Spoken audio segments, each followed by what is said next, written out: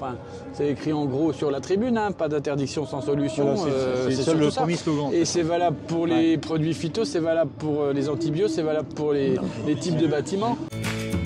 Bienvenue sur le podcast de Ceux qui font le lait, un programme proposé par la Fédération nationale des producteurs de lait. Bonjour à toutes et tous, merci d'être présents aujourd'hui. Nous sommes un grand nombre de tracteurs, certains vont pas tarder à arriver. Merci d'être là. Certains se sont levés tôt ce matin pour partir de leurs exploitations. Certains agriculteurs sont partis à 4 h du matin pour convoyer en tracteur jusqu'à Paris, ici sur la place des Invalides. Un grand merci d'avoir fait le déplacement ici pour soutenir l'agriculture française, l'ensemble de nos productions. Merci aussi également aux élus présents ce matin pour soutenir l'agriculture française. Jean-Claude, est-ce que tu peux me dire pourquoi c'est important que les éleveurs laitiers soient présents aussi aujourd'hui? Alors, déjà, le thème de la manifestation, en dehors du fait que ce soit aussi essentiellement pour l'interdiction des néonicotinoïdes, c'est globalement pour l'interdiction de tous nos moyens de production de façon non circonstancée, sans solution de recours. Et ça nous a concerné il y a quelques années pour la suppression de certains antibiotiques. Et aujourd'hui, ce sont les producteurs de betteraves qui sont essentiellement concernés. Pour la filière laitière de notre département, le lait de Seine-et-Marne et d'une partie du Grand Est sert à faire deux appellations qu'on appelle le brie de Meaux et le brie de Melun, qui sont des appellations d'origine contrôlée. Et dans le cahier des charges de ces appellations, nous avons l'obligation d'utiliser de la pulpe de betterave.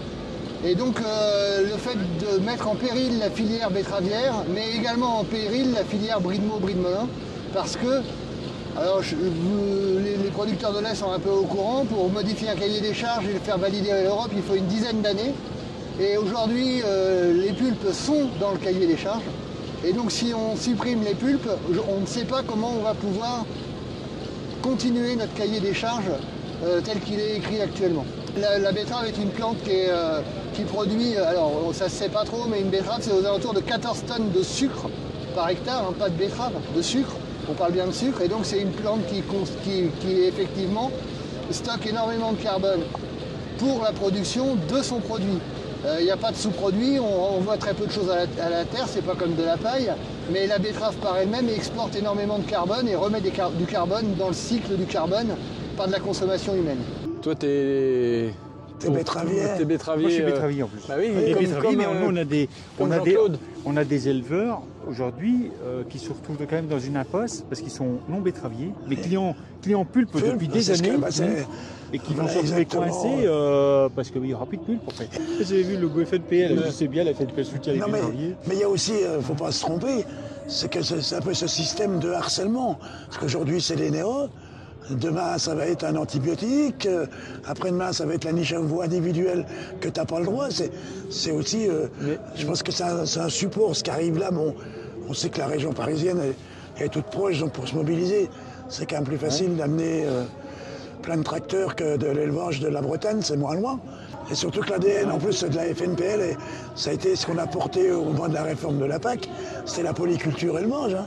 Cette complémentarité. C'est ce qu'on a déjà répondu à 2-3 journalistes qui nous ont dit mais pourquoi vous êtes là? Il n'y a pas que les betteraviers qui sont concernés aujourd'hui, toutes les productions végétales et tout le monde agricole en règle générale, quoi. Tu es polyculteur éleveur, et dans polyculteur, il y a culteur. Oui. Donc si j'ai bien compris, tu produis de la betterave.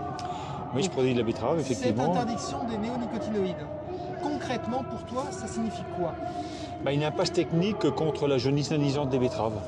Une impasse technique qui va à terme peut-être nous faire arrêter de produire des betteraves. Et on parle aujourd'hui des néonicotinoïdes, mais en fait il n'y a pas que ça. Aujourd'hui, il y a d'autres impasses qui risquent d'arriver sur les betteraves, notamment en désherbage. Dans les exploitations où il y a des problématiques désherbage de betteraves qui ne sont pas simples. C'est une impasse qui nous arrive. On a fait des essais sur l'exploitation et on a constaté qu'effectivement, à terme, on pourrait être embêté. Et il y a une interaction quand même entre la production des betteraves et l'élevage que je fais, puisqu'on autoconsomme et on consomme les pulpes de betterave, donc le sous-produit du sucre. Voilà. Sur ta ferme, tu as quelle surface normalement en betterave? On a 18 hectares de betteraves sucrières sur l'exploitation. D'accord, donc 18 hectares de betteraves, ça fait combien de tonnes de betteraves sur une année normale? Alors pour nous qui sommes dans des terres à potentiel, je dirais plutôt faible en betterave, ça fait, on vise faire 1300 tonnes de betteraves. D'accord, et une année sans protection néonicotinoïde avec de la jaunisse, ça fait quoi? Ah, ça peut diviser par le rendement par 2, par 3. Les extrêmes, ça doit être en 2020, les extrêmes sont descendus à 15 tonnes hectares, alors que le rendement moyen, il est sur notre sucrerie, Bussy-le-Long, doit être autour de 75-80 tonnes. La sucrerie de Bussy-le-Long, c'est combien d'emplois? Alors la sucrerie de Bussy-le-Long, c'est plus de 200 emplois permanents, c'est plus d'une centaine, voire plus d'une centaine de saisonniers, mais il faut savoir qu'un emploi permanent en sucrerie induit 15 emplois à côté de sous-traitants. Voilà, c'est ça qu'il faut savoir. Donc l'emploi de la sucrerie, c'est qu'une petite partie, il y a 15 emplois à côté. Donc aujourd'hui, grosse manifestation du monde agricole aux Invalides. Le mot d'ordre de base, c'était pas d'interdiction sans solution. Ça a des conséquences absolument partout, y compris pour les éleveurs laitiers. Tout à fait. Alors, déjà, en tant que responsable syndical, de montrer qu'il existe encore une vraie puissance syndicale dans le syndicalisme majoritaire. Ça, c'est important de dire que les paysans ne sont pas morts, les paysans sont motivés.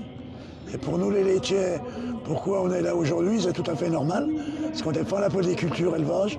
C'est l'ensemble des filières. Et je pense aux producteurs qui utilisent des pulpes de betterave. Et notamment, j'ai eu l'occasion d'échanger avec un producteur, parce que rappelez qu'il y a quand même 2 vaches sur cette manif, hein, c'est des vaches noires et blanches. Et par exemple, dans le Brie de Meaux, il y a l'obligation d'avoir 2 kg de matière sèche par jour dans la ration, dans le cahier des charges Brie de Meaux.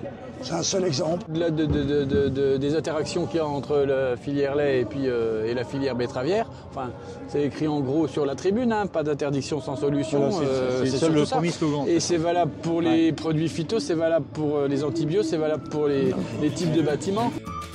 À très bientôt sur le podcast de Ceux qui font le lait.